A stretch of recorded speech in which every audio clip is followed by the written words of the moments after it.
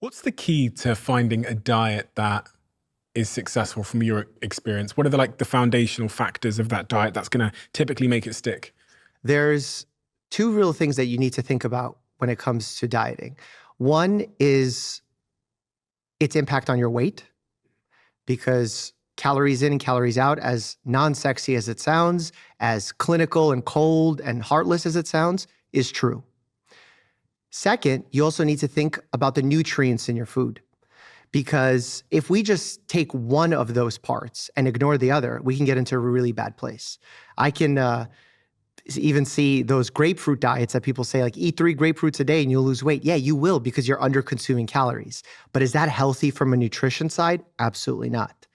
On the other side is you can get enough protein, enough nutrients, but if you're overeating calories, you can get into a metabolic problem where now you're carrying excess weight and increasing your risks of all sorts of conditions. So the goal is to get you in a place where it's balanced in both a caloric weight management standpoint, but also in ideally a healthy nutritional balance as well. And what that means person to person is going to vary.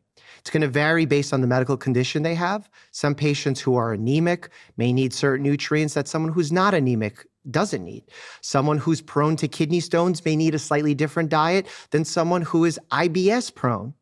So we need to always take into account that generalized advice isn't great when it comes to healthcare, especially when it's very easy to create buzzy statements from truth in healthcare. Like I said on a podcast not too long ago, that exercise for weight loss almost doesn't matter. And that's a buzzy statement, because on one hand, it's true, but you also need to pair it with some nuance and say, exercise has so many benefits outside of weight loss of why it's important to participate in exercise. And the idea of weight loss needs to come from nutrition. That's where the majority of the change will come from. Super interesting, because I've sat here with so many people that have said that to me. They've said that when you look at a lot of the studies, exercise if you prescribe someone exercise to lose weight, they probably won't lose weight. But I would definitely say that in culture, people see exercise as many would see, I reckon, the primary way you lose weight. They think you have to go for a run to lose weight. And again, you expressed the nuance there, but I've struggled with understanding that, because over here people say exercise isn't super useful for weight loss in the studies, but then the prevailing narrative in society is that if you want to lose weight, you've got to get on a running machine. That's because they're equating in their minds health with a magazine cover. And health is not a magazine cover. They think that you need to have big muscles to be considered healthy. And while you can have big muscles and be healthy, you could have big muscles and be tremendously unhealthy. So just looking at someone's appearance doesn't give you the full picture. Just like looking at someone's weight doesn't give you the full picture. You need to know more. And when it comes to exercise and weight loss, let's just take for a very simple example. I used to go to the movies when I was a kid. I loved it. I did it all the time. It is not unusual to eat a tub of popcorn, a little candy bar, and a soda. Well over 1,000 calories. Do you know how hard it is through exercise to burn off 1,000 extra calories? Most of us are not physically even equipped to burn 1,000 calories during an exercise session. So it's just about the science of not being able to out-exercise a bad diet. What if I just eat loads of salads? I think I've been in that mindset before where I thought, it's just really, I've been in periods of my life where I've just eaten more and more and more good stuff, quote unquote good stuff, things that I thought were good, but I also didn't lose weight. You're a really smart person. You're a person that wants to be as effective as you can in your podcast, in your communication style, and you're amazing at it. You want to do the same thing with your diet. And the hacks and tricks that you use in your business mind, in your communication mind, don't work for healthcare.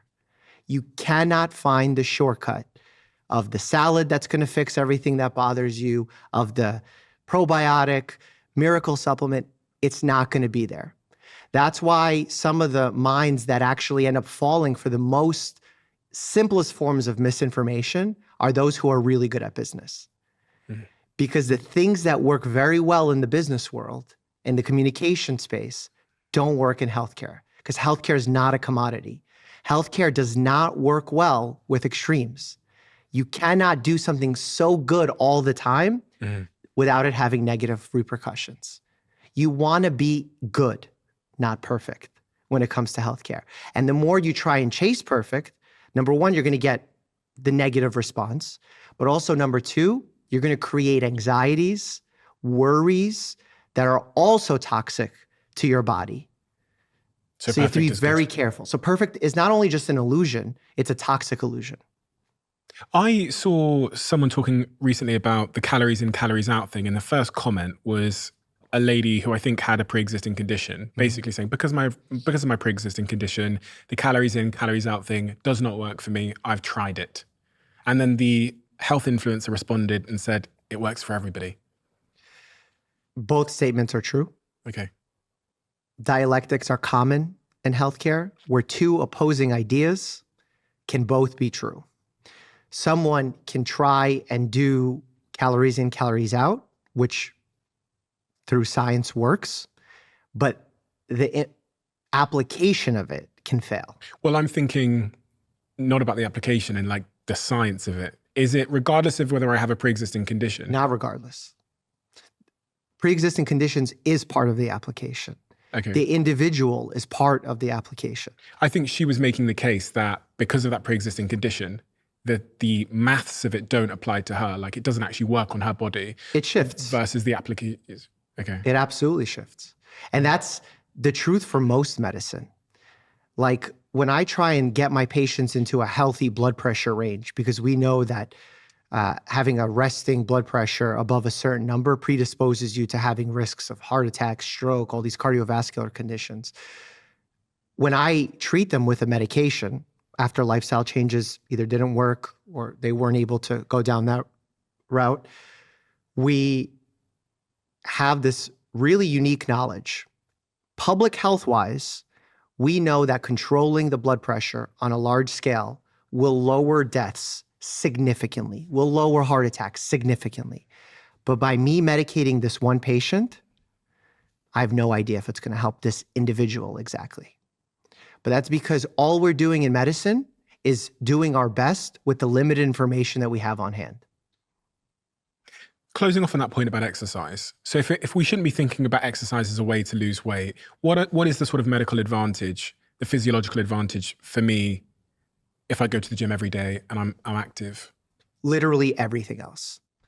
If I could bottle the effects of exercise and sell it, richest person on earth.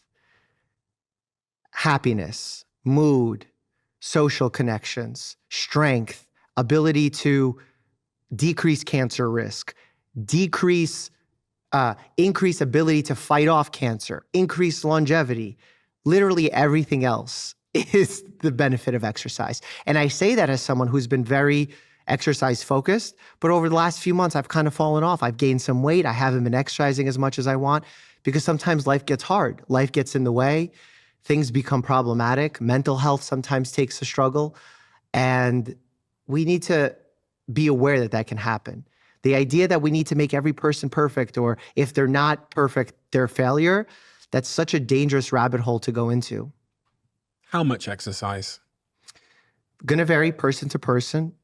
General guidelines say 150 minutes of moderate intensity exercise per week, which isn't a lot, 2.5 hours. Moderate intensity meaning that you shouldn't be able to speak full sentences, maybe one sentence at a time until you're out of breath, is a simple way to put it. If you love the Diary of a CEO brand and you watch this channel, please do me a huge favor. Become part of the 15% of the viewers on this channel that have hit the subscribe button. It helps us tremendously, and the bigger the channel gets, the bigger the guests.